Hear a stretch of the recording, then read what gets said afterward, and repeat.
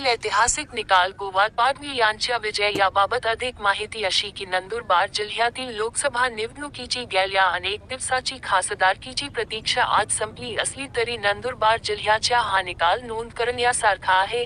तब्बल 1 लाखाहून अधिक मतांनी हिना गावित यांचा पराभव झाल्यामुळे हा गोपाल पाडवीचा विजय म्हणजे नंदुरबार जिल्ह्याचा ऐतिहासिक निकाल होय। या निकालामुळे नंदुरबार जिल्ह्यातील ग्रामीण भागात मोठ्या प्रमाणावर जल्लोष साजरा करण्यात येत आहे।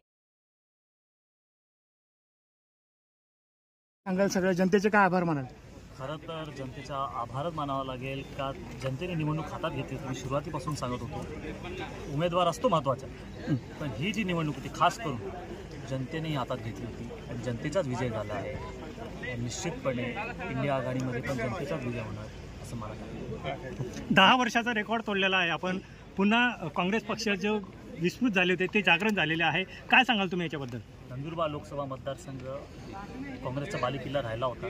10 वर्षात कुठेतरी काय बिघडलं असेल, पण आज लोकांनी परत काँग्रेसचा पसंत केला आहे हे मला वाटतं आणि ह्याचा रिझल्ट तुम्हाला विधानसभेतही दिसेल आणि येत्या काळात जिल्हा परिषदेमध्ये दिसेल। मला काय आव्हान निवडणं आव्हान काय काम आहे तुमचं? आता ॲक्शन प्लॅन बनवावा लागेल। पहिले आम्हाला बघावं लागेल की इंडिया आघाडीची सरकार येते की नाही आणि लोकांना न्याय मिळवून देणं हेच महत्त्वाचं काम राहणार आहे। जिल्ह्यातील कोणत्या प्रश्नांना आपण प्राधान्य द्याल? नेमके कोणते अशा समस्या तुमच्या डोळ्यासमोर आहेत की ते सुटल्या पाहिजे? प्रश्न आहे असे मागच्या वेळेसही सांगितलं होतं, प्रचाराच्या वेळेसही सांगितलं आहे। सिंचनाचा प्रश्न आहे, पाण्याचा प्रश्न आहे, रोजगार आहे, स्थलांतरित मजुरांचा प्रश्न आहे, आरोग्याचा प्रश्न आहे, तापी बुराईचाही मोठा प्रश्न आहे आणि निश्चितपणे हे सर्व मुद्दे घेऊन आम्ही जसं ह्या सॉल्व्ह करता येईल प्रयत्न करू असं मला वाटतं। तुमच्या विजयामध्ये चंद्रकांत रघुवंशींचा वाटा आहे का?